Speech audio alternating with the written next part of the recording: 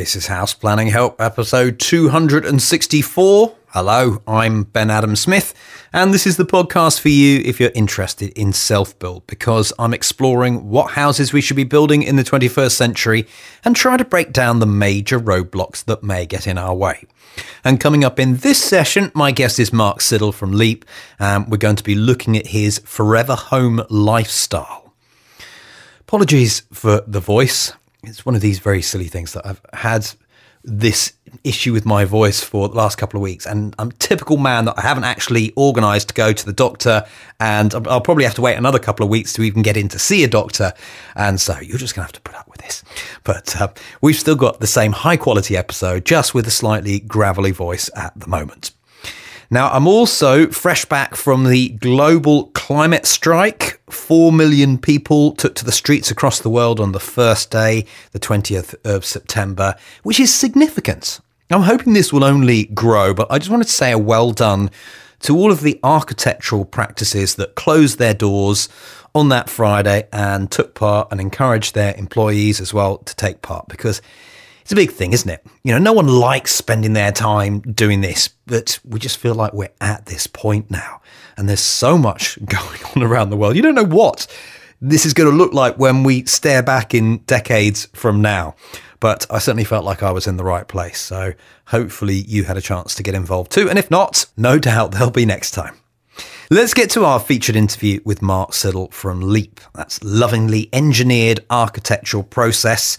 Mark is someone who I've got a lot of time for. He's a busy man too, but somehow he always seems to find time to carry out research, analyse things, put together processes, and improve those as well. And that's sort of how this episode came about today. So I started by asking him what drives him to do this. It's really just a deepening of my understanding of the buildings that I'm designing, so that they can deliver the right kind of performance for my clients and my future clients. Otherwise, I'd feel as though it would be negligent not to, in a sense. We need to close building performance gaps to make sure that our buildings we design perform as expected. And if they don't, then we need to learn out why that's happened and refine our approaches accordingly.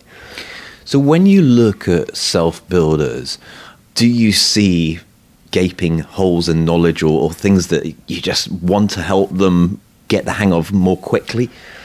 Well, yes. I think that there's one of the things that we look at is that a lot of value engineering in design, as you've talked to Nick Grant previously about, a lot of the best decisions are made at a very early stage. And these things come before we've even designed, more often than not. And they're in the processes whereby somebody might even be selecting a plot of land, and the suitability of that plot of land. People often make an emotional decision that that's the right plot for them, and I'm sure that they think about a lot of things, but there's coming from an architectural perspective and thinking about buildings and urban design, then there are other kind of layers that might feed into that. So that's where some of the things I've been reflecting upon more recently, which are less building specific in some respects, that's what's informing some of my current thinking. And we're going to go through 10 different elements that you've put together for the forever home lifestyle. One question first, forever home, is that something we should necessarily be wanting, desiring? I think the term forever home means a lot of things to individuals. Everyone takes their own interpretation to it. What I've tried to do is look back across the last 10 years of projects that I've been working on and seeing what people have asked for and what their cumulative thinking is. So it's not so much me trying to impose my own view as looking back at what's been done in the past. And then, as I say, layering on certain perspectives of an architect in practice with the understanding that I have. So that's what's really informing it. And also, it's when we're talking about forever home, we can couch it in all sorts of different ways. Is it the one house that we're going to live in forever? Absolutely. Or is the home itself a forever home? In which case, it will serve different purposes to different people over different timeframes. And in some respects, you can look at this as another way of thinking about a sustainable home and a sustainable lifestyle. And what's the suitability in that context? But using my clients always talk about wanting to build their forever home. So this is this is, shall we say, empirical evidence from the experience in their language. That's how people talk about it, not necessarily how we talk about it in an architectural sense, but that's this is how people think about it. Well, do you want to lead into the first point? And does this go through in an order that's more relevant at number 1, number 10, or just these are points that come up? All of these points interrelate to one another. You can think of it almost like a bento box. A bento box having lots of little compartments, but all held together in one box. So they all relate to one another. In truth, there are times when they overlap and mix together in the same way that if you were picking different elements of food out of a bento box, you might choose a few selections and before you pop it in your mouth. So it's that sort of framework. It's no diktats. These are things to reflect upon and to encourage better decisions to be made, but there's no diktats. It's not my choice. It's not something that I'm imposing. This is looking at how people make decisions and key things that they can think about. And if they do it through a framework, that's often useful because it helps to focus thinking in key areas so they can get a better outcome. And how much is your framework actually helping put together a brief for you in your terms? Is that what's happening, or is this something slightly different? Well, this underpins the work that I do. There's a framework that I have. This ties into that in terms of this informs the nature of the questions that I ask and the brief that we develop for individual projects and understanding requirements. Now, there are certain things which often, as you'll see, that sit outside of the brief which that I would take as an architect because the plot would already have been determined or certain other constraints might have been determined. But when we look at the lifestyle that my clients are trying to create, these things become relevant. So I'm trying to help, the purpose of the Forever Home Lifestyle as a framework is trying to help people before they're necessarily even employing an architect, when they're looking for a site, etc. It's always interesting when people ask for support, isn't it? Because sometimes you feel that you shouldn't be doing that until you got land, because that's the last thing that an architect would want to be engaged when something might never happen. Well, I mean, there's a commercial boundary, shall we say, that might be engaged with. I think that one of this is one of the purposes of the framework, that it can help people before anybody gets engaged in any architectural conversations. But at the same time, an architect can add value when helping to select an appropriate plot.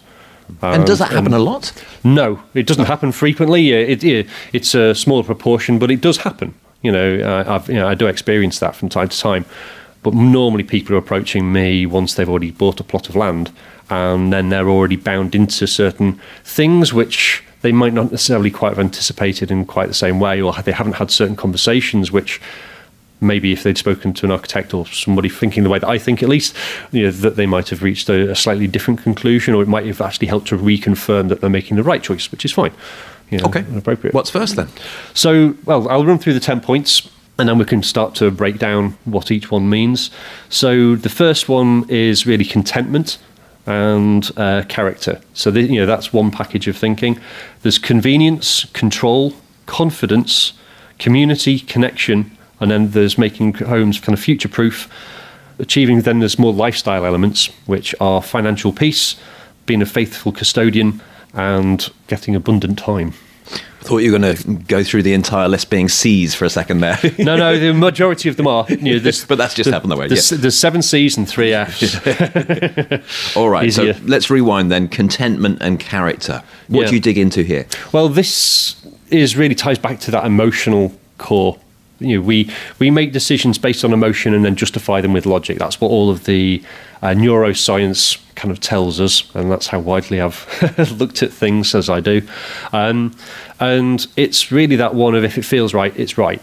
But is it necessarily? There's Daniel Kahneman, a economist. He looked at thinking fast and thinking slow, and that we make decisions based on different time frames. And emotional decisions are quite reactive, and they're informed by our history, but we're not always necessarily thinking in the long term.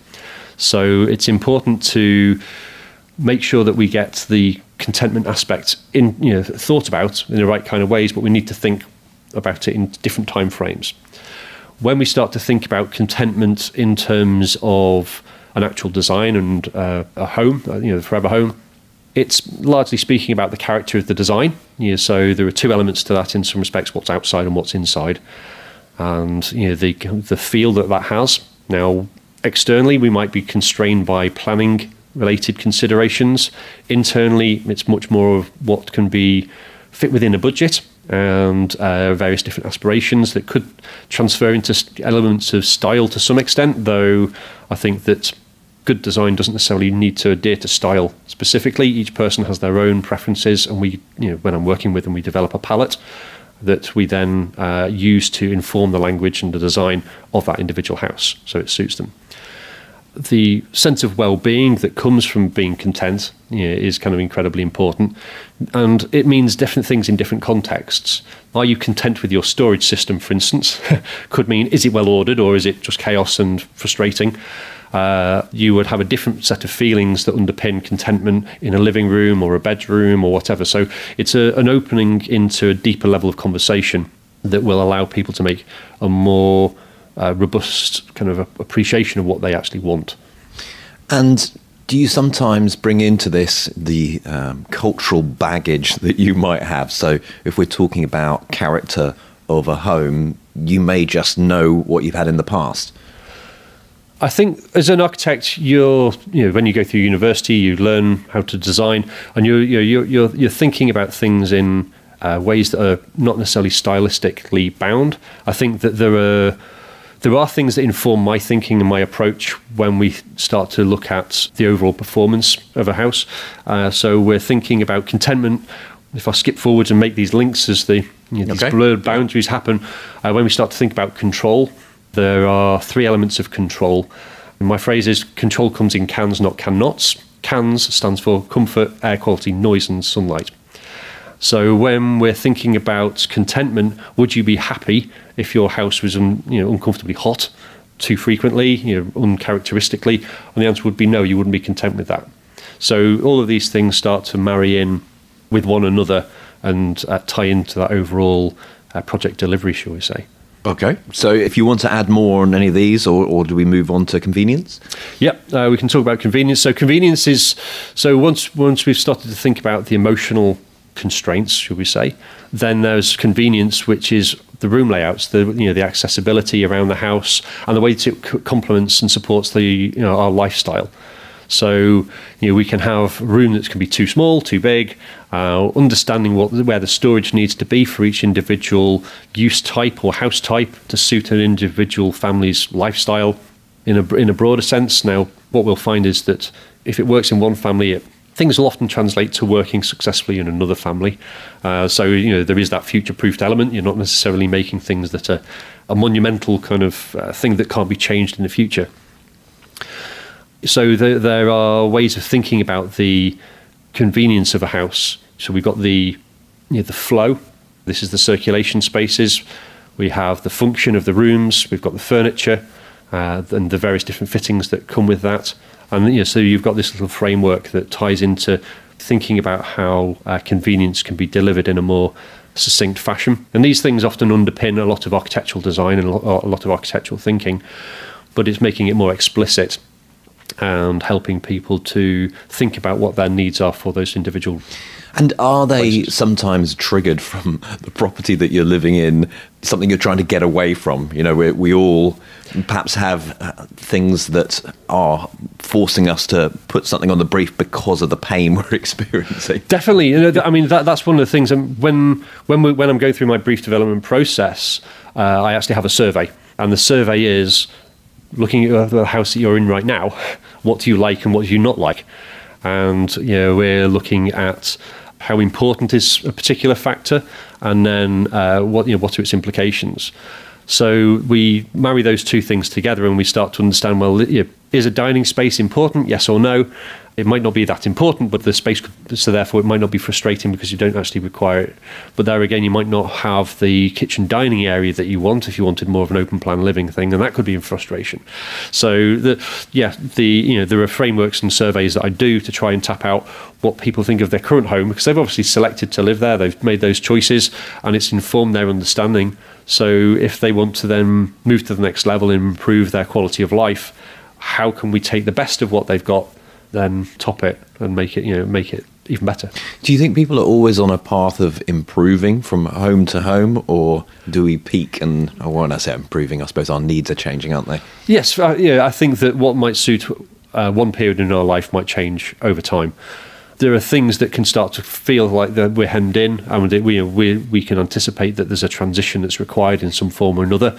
Often these come at major sort of milestones or awakenings in some sense, which might be, different people I've worked with, people approaching retirement in some form or another, and now looking at that vista of the next 25 years, which is one of the elements of the framework that we tend to look through. Richard and Helen from Preston Springs Passive House, I've never really asked how old they are, but we'll say they're 40 something.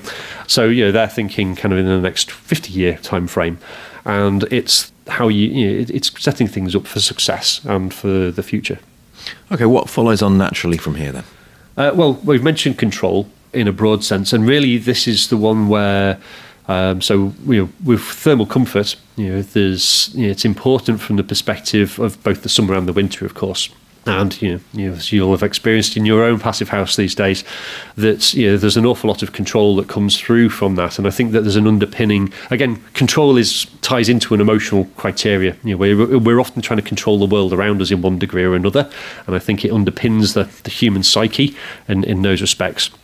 So having control over your own comfort is incredibly important, whether that's opening windows, closing windows, controlling heating systems, or just letting the house coast along as a passive house can, more or less in tune with what your needs and requirements are, with just a little bit of tweaking of the sails, should we say, as you go through.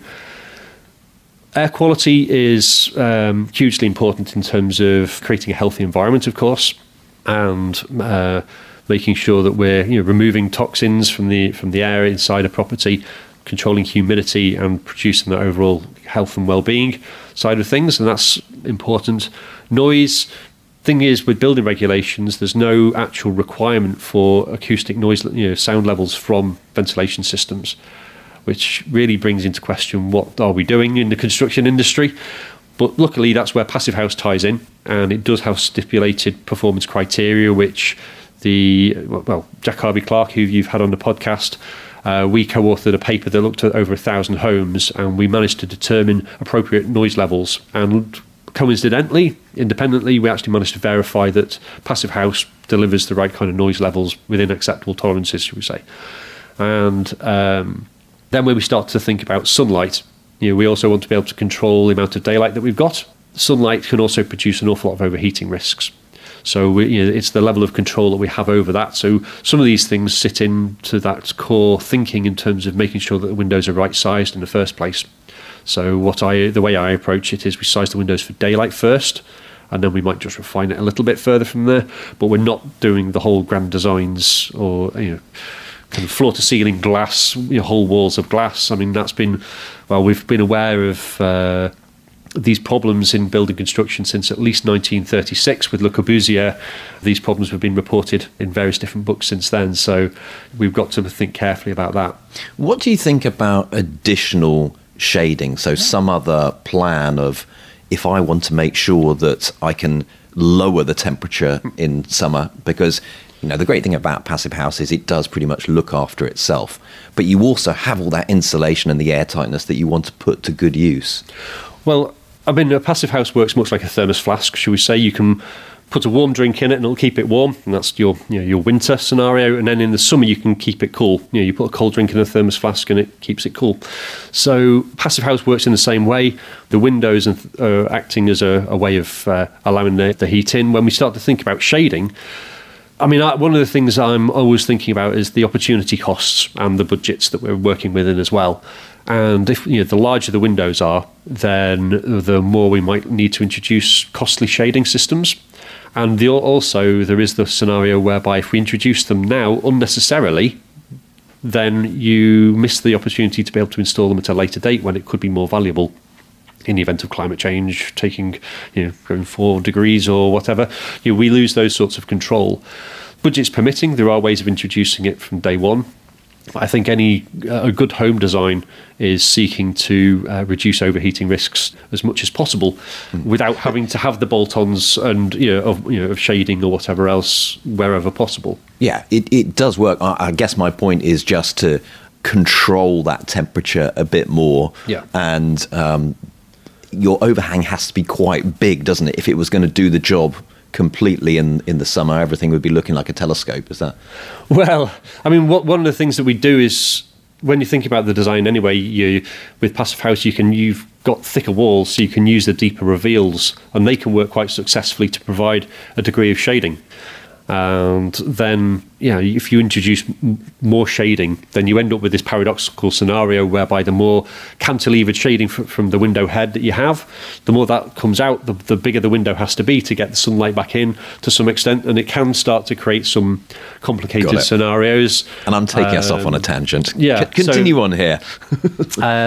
So then really where we've got going through our C's at the moment, we've got confidence, and this really goes back to how confident a homeowner, a self-builder be about what they're seeking to achieve.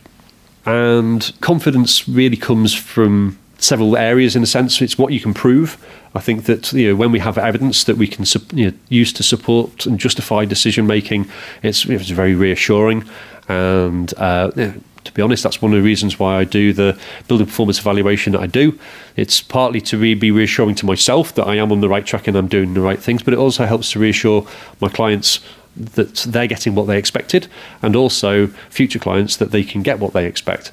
So, of course, Passive House, because of the way that it's structured with its quality assurance systems and processes and the Passive House planning package, PHPP, and the way that works, and every project that I work on, whether it's going to be a certified Passive House or not, will go through that process, because that's how I can manage my own quality assurance systems. So that's quite interesting. So who pays for PHPP at that point? Well, the PHPP is bound into the work that I do. Right, I don't separate it out. It's not an additional. It's not a negotiable.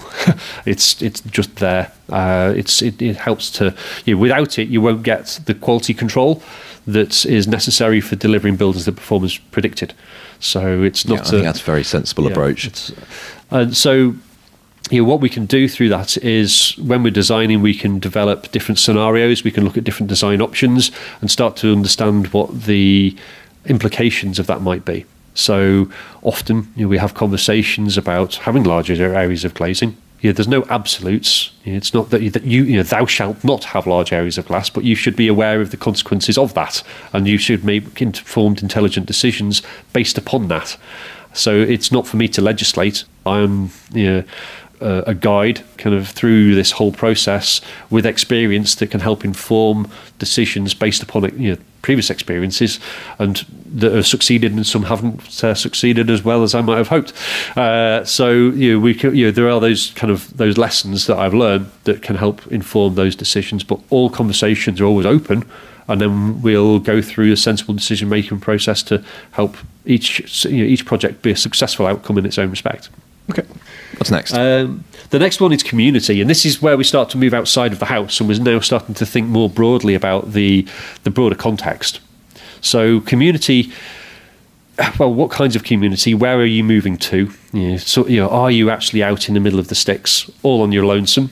Or are you connected more closely to a small hamlet of some kind? Or are you actually on the outskirts of a town or a village?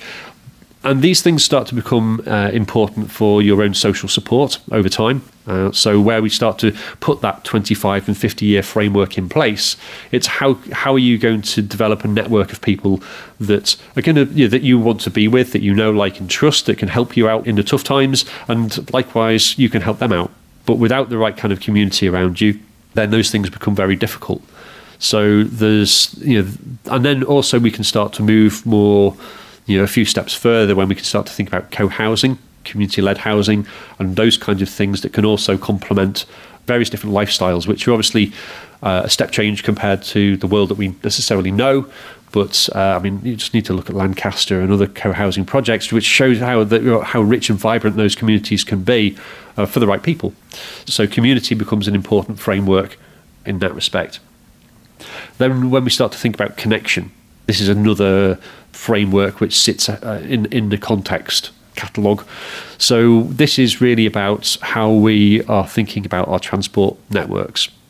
We often talk about connection these days, about being onto the internet and everything else, but really it's that one of how connected are we into our the place where we live, and thinking about the amenities. So if you're thinking in 25 or 50 years' time, well, I wear glasses. I don't know how my eyes are going to be performing in 50 years' time. So I want to know that I'm living in an area where there are shops and amenities that can support me in my old age without having to worry about that. So it's these things start to then inform the sort of site that you might choose. And when you're thinking about access to public transport in that broader sense, how close are bus stops? So purely from a getting planning permission perspective, you want to make sure that you're fairly close to a bus stop. That helps to support a planning application in some respects. But also you've got the one in terms of how it supports your bigger lifestyle. And I think that that's the most important thing, regardless of planning. And if you're thinking when you're older and more frail and you may no longer be able to drive a car, how are you going to be able to get from A to B? Will you be able to cycle? Will you be able to walk safely? Will you be able to get the public transport that you need? And then other elements of lifestyle, I'm quite where we're positioned in our house. It's quite handy. We're very close to a shop. I've got a 7 to 10 minute cycle to a train station, which then takes me nationally. So those things are always underpinned some of the thinking that I have, but these are not always things that I see in my clients' projects that have informed their selection of their sites. They have chosen a site that is in a more remote location for the wonderful views and a lot of these things which really capture your heart and emotions. But is it really how well will it serve you in the future? And it might be that you move, and that's okay. That's what I was just going to say. Do people do that though? When you build your own house, there is quite a big connection to it, and I can see one of those key points in life. Say, for example, when the kids leave the house, I will then have a big house. I don't feel like I have a big house now, but that case would just flip on its head. But I would have got 20 years out of the house. But well, in terms of size of a house, I mean, if we just look into the world that we have right now, we see there are more elderly people living in larger homes. Family have moved out, a loved one passed away.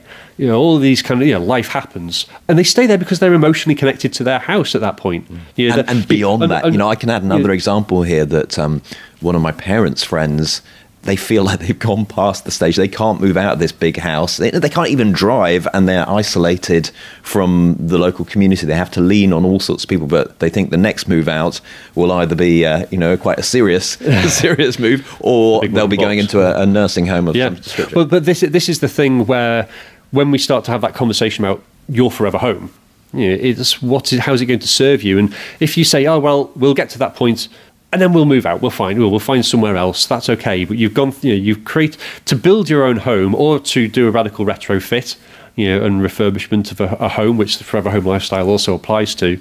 You're investing an awful lot of money, an awful lot of emotional energy in that process, as I'm sure you're aware.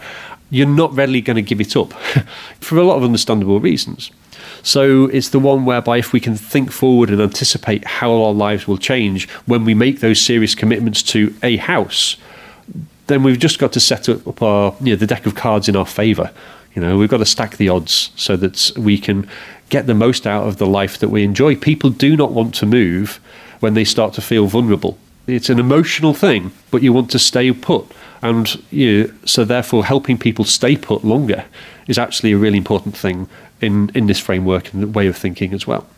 Okay, we must be getting close to the changing to Fs.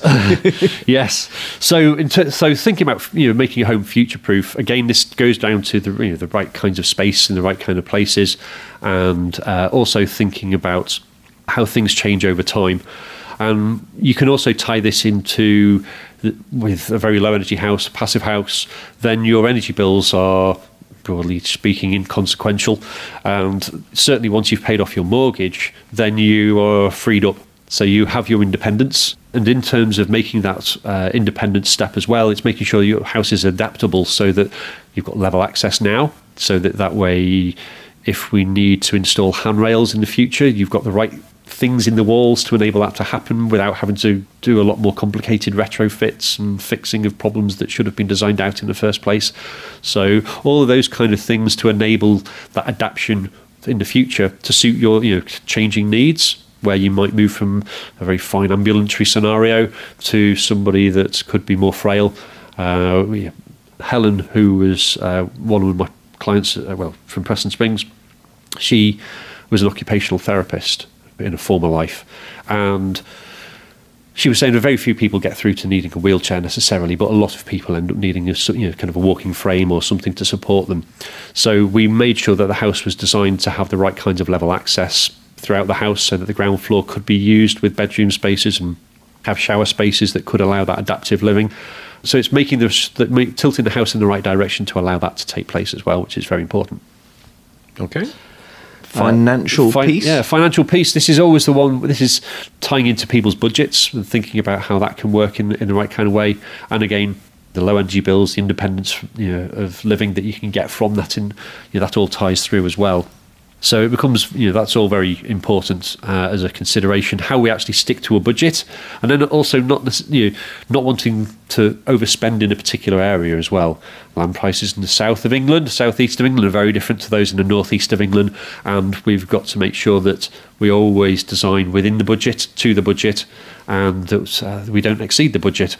So if we look back at Preston Springs or Passive House or Steel Farm, which we spoke about a few years ago, then neither of those houses went over budget.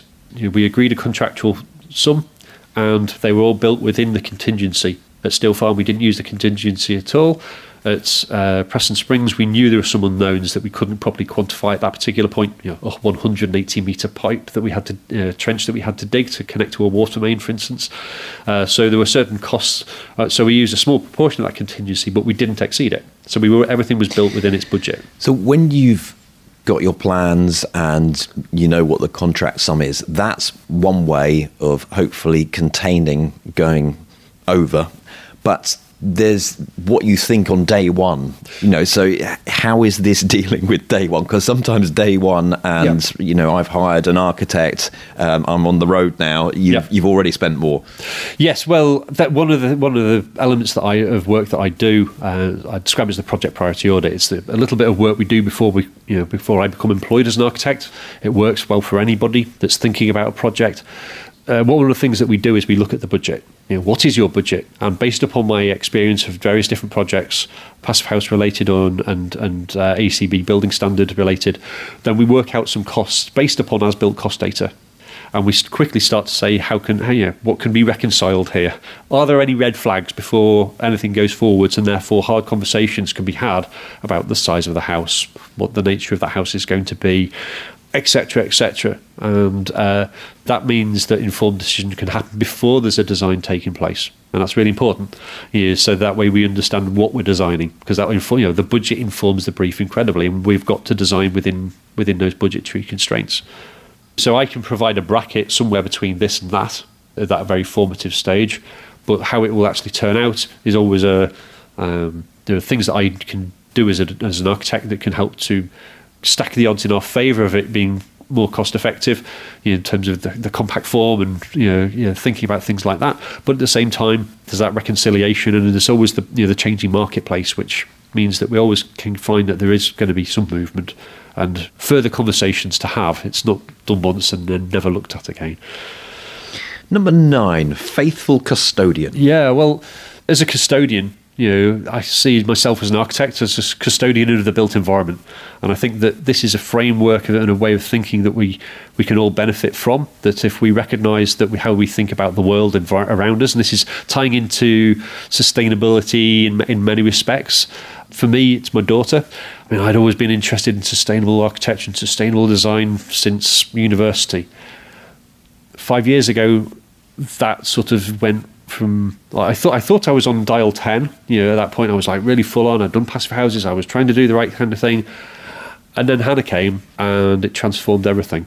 And now I recognised that I was probably on about 4 or 5. There's so much more to think about, so many more ways to approach things that I thought I was doing a good job before, but I'll never say. I think that I'd be a heretic as an architect. Going, won't it? Oh yeah. No. It's an evolution, and that's fine. I'm not sort of berating myself as those reflections as a. And it's that emotional connection. I've got a deeper emotional connection to the world now through Hannah than I might have had previous. That's what I'm recognizing. So as a custodian, we're thinking about how we can address climate change, how we can reduce carbon emissions, how we can live more sustainably, how we can help repair and remediate damage to the biodiversity, and how we can then start to use our the buildings that we design collaboratively, how they can then start to do something restorative and to improve the quality of life, at least impact less than may have been the previous case. I don't think I'll ever design a sustainable building in its true sense. I think that I'd be a heretic in my own terms if I said that was going to be the case. But I've definitely done projects I'm proud of, and I'll continue to do those as a process of refinement. And if we could bring the whole industry along, that's the other thing, isn't it? That you're on the cutting edge of green building. But it's how do we connect to these things? Sustainability is very broad, it's very general, it's very distant from us. But as soon as we start to think of ourselves as being a custodian, that's me as an architect, but my clients are custodians. This is what I've seen. This is why we have such positive and constructive conversations that produce the designs that we do, because they see themselves as custodians as well. And there's different perspectives about what that might mean and how it relates to their lifestyle, and that's all fruitful conversation, which helps me enrich my understanding, and I can then pass that on and enrich somebody else's. But that mindset of being a custodian is really important, and I think that that's one of the things that the passive house architects, passive house designers, that's embedded in what they're thinking and what they're doing. And I think that more that we can use that way of thinking of being a custodian, it makes it something that we can all take part of, and we understand. We all understand what a custodian is, and I think that that's it, so it provides a frame of reference in those respects. How do we finish up our list then? It's basically abundant free time. Now, there are different ways of looking at that, I suppose. We free time right now. How can we think about our lifestyle in those ways? And this is, these kind of final 3 Fs are all about the lifestyle. They're not necessarily things entirely embedded in the building, the project. So in terms of the abundant free time, how we can ask how will the house support that and provide a framework for that. So where there are opportunities to work from home, then you're avoiding those commutes and you've got some more free time back. So there's one simple thing there, but then we can think about it of extending way beyond that.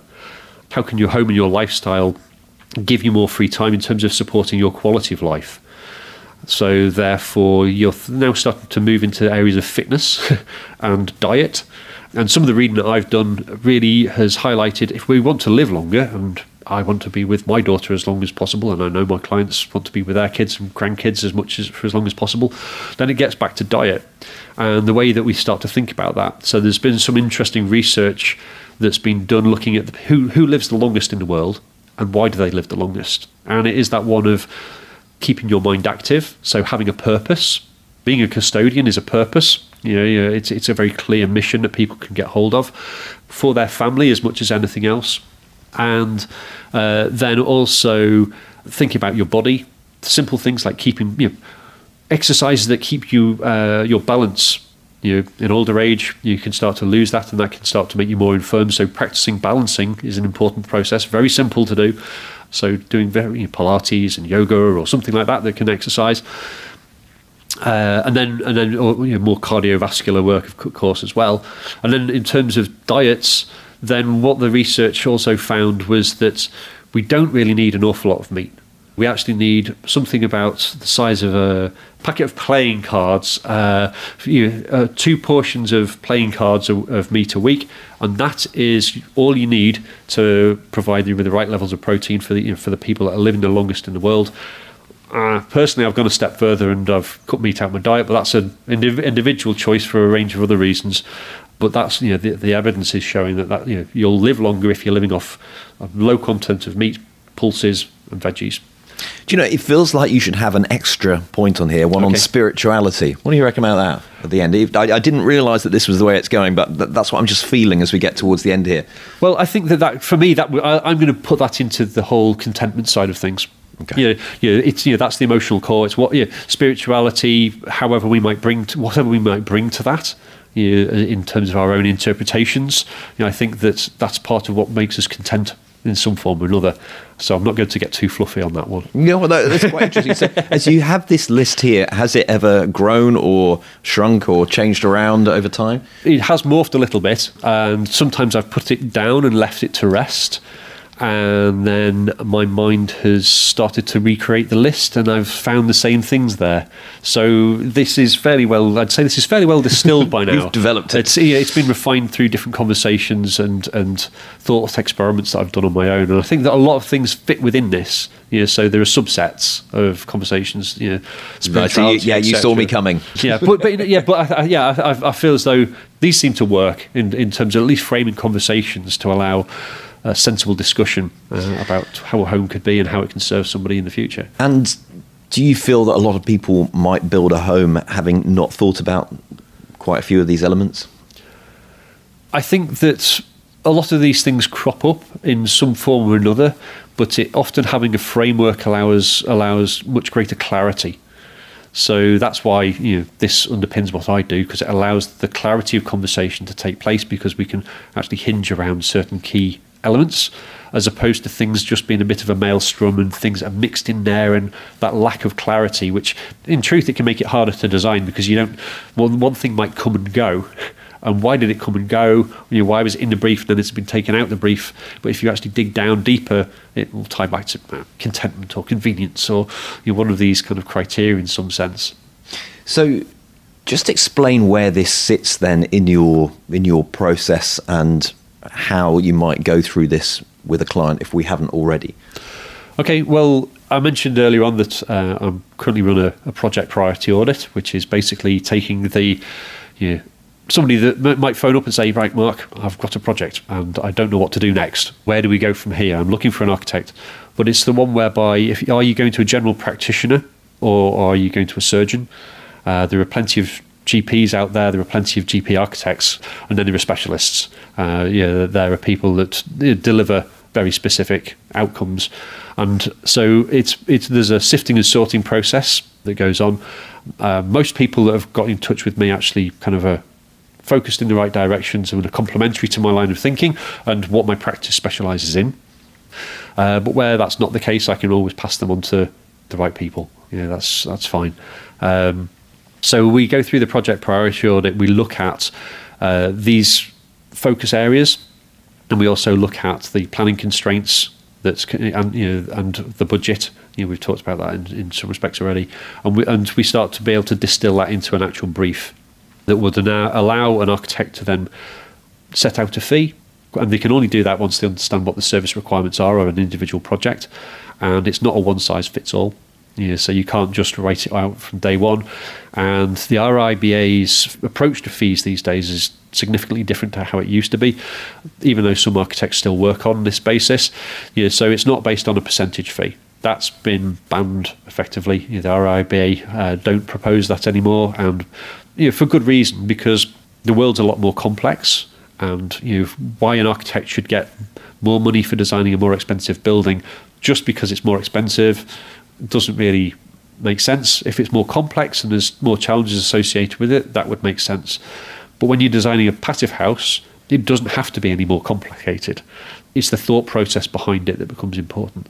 So, we go through the project priority audit, and this sort of underpins some of the conversations that we have, and then that allows them, my clients at that point, to decide whether we're a good fit. We've had a chance to have work together and have some experience of each other's personalities, and whether we gel or not. And if we don't gel, that's fine. It's a long-term relationship that we're going to have. So we've got to know, like, and trust each other. And Well, thanks for sharing it. I appreciate that. It's always interesting to see different approaches and how you elicit the responses. So thank you, Mark. Thank you very much, Ben. It's been great to be back on the podcast. Head online to take a look at the show notes that accompany this session today at houseplanninghelp.com/264. We've got a summary of the key points that we've covered about the Forever Home lifestyle. There's also a web link if you want to go straight to that. Mark's provided us so you can find out more. There are photos of the projects that we've mentioned on the architectural side, Mark keeping himself busy. So, of course, we'll link you across to Leap, Mark's architectural practice website, Mark on Twitter. Anything else? Oh, yeah, comments, questions, bottom of the show notes, normal drill, houseplanninghelp.com/264. Like the podcast? Well, you know you can always take things further in the Hub. This is our membership community, and much like with Mark and his constant tinkering, it's what we like to do to try and streamline things. You can continue the learning, and we're also trying to bring you together with like-minded people who are probably tackling projects like yours. They understand what drives you. And as with many things in life, the Hub is about the more that you put in, the more you are likely to get out, because we've got a number of resources in there these days. And actually, I'm always happy to try and point you to the bits that I think will be most useful first, depending on where you are in your journey. So I like to keep nice and active in the forum. So we've got the forum, we've got the office hours, which is where I sit here answering questions, helping you once a week. You can just jump on that call. We don't record those ones, but you can get any questions answered, or if you think I can help you out with a certain contact, we can do that. Our live training sessions with various different experts. We've got the courses, the in-depth video case studies. Find out more actually, houseplanninghelp.com/join. That's it for today. Thank you so much for being there. The House Planning Help podcast is produced by Regen Media, content that matters.